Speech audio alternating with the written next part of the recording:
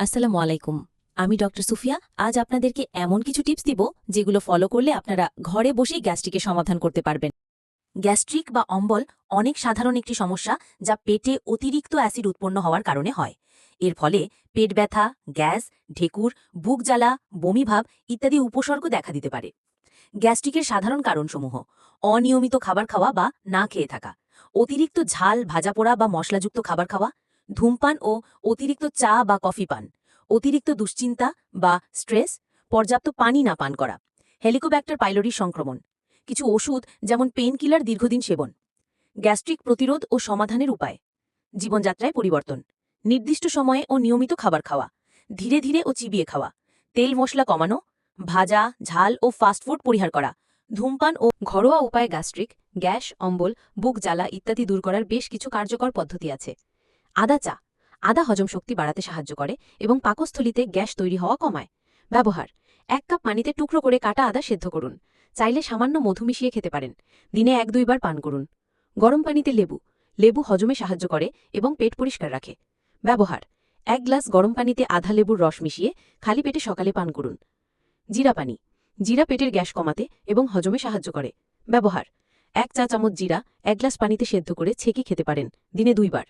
পুদিনা পাতা। পুদিনা হজমে সাহায্য করে এবং অম্বলের উপশম করে। ব্যবহার: পুদিনা।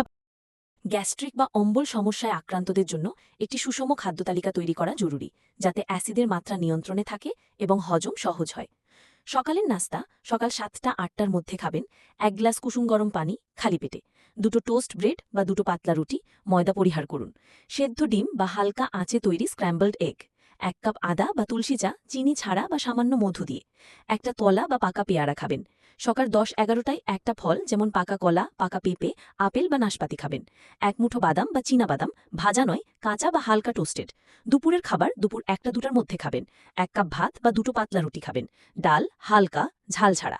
সবজি ঝাল ছাড়া সেদ্ধ বা ভাপে রান্না করা, যেমন লাউ, মিষ্টি কুমড়া, পালং শাক। 1 টুকরো সেদ্ধ বা গ্রিল করা মাছ বা মুরগি, ঝাল ছাড়া। দই টক না হয়ে হালকা মিষ্টি বা ফ্রেশ। বিকালের নাস্তা বিকাল 5টার মধ্যে বিস্কুট, নোনতা, ফাইবারযুক্ত। 1 কাপ গ্রিন টি বা আদা চা চিনি ছাড়া। একটা কলা বা অল্প পরিমাণ মুড়ি খাবেন। রাতের খাবার রাত 8টার মধ্যে একটা পাতলা রুটি বা অল্প ভাত, সেদ্ধ বা ঝাল ছাড়া রান্না করা সবজি, সামান্য প্রোটিন, ডিম, মাছ, মুরগি, ঝাল ছাড়া। টক দই অতিরিক্ত না খাওয়া ভালো।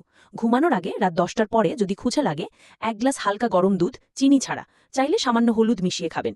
যেসব খাবার এড়িয়ে চলবেন: চা, কফি অতিরিক্ত, কাঁচা পেঁয়াজ, রসুন, ঝাল মশলা, টমেটো, লেবু জাতীয় খাবার, ডিপ ফ্রাই খাবার, পেঁয়াজু, সিঙ্গারা ইত্যাদি, কোল্ড ড্রিঙ্কস, সোডা জাতীয় পানীয়, চুইংগাম। পেটে বাতাস ঢুকে গ্যাস হয়। খাবার সময় মতো খান।